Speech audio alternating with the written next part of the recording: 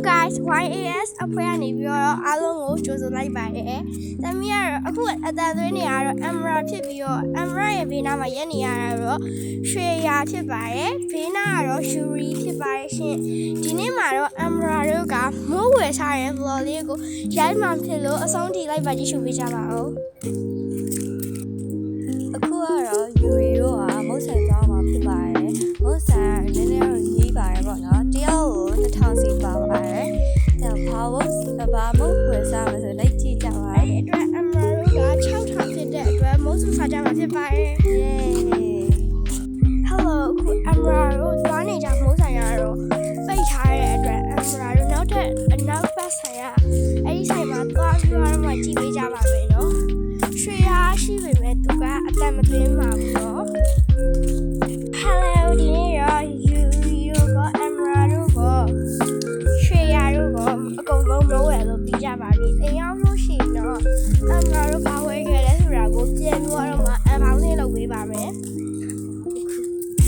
အခုတမီးတို့ထက်ရွှေရတော့ပိုပြီးပတ်စံအများကြီးပိုစိုက်လိုက်ရပါတယ်အခုအိမ်ရောက်တဲ့အချိန်ချလိုက်ပါဦးမယ်ခုတော့ Amra တို့အိမ်ပြန်ရောက်လာပါပြီဒါတော့ရွှေရဖြစ်ပါတယ်ဟုတ်လားမုတ်ဒီအပေါင်းလေးလုပ်ပြပါမယ်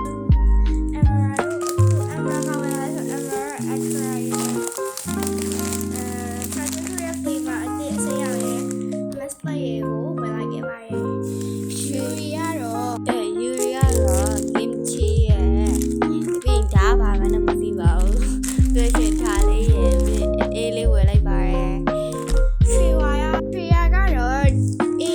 တရုတ်ဆက်ချုပ်ကလေးရဲ့အေးလေးရဲ့ကိုဝင်လာခဲ့ပါတယ်။ Amra တို့မိုးစားတာကိုကြည့်ပေးကြပါဦး။ Okay ဘလော့ဆာတော့မစားကြပါမယ်။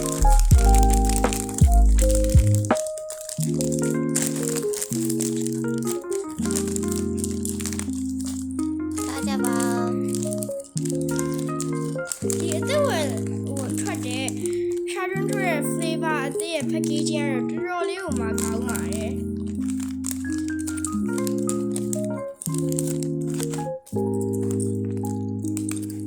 အဲ့ဒါပါဒါတိတ်ပြီးစားမကောင်းရစားကြည့်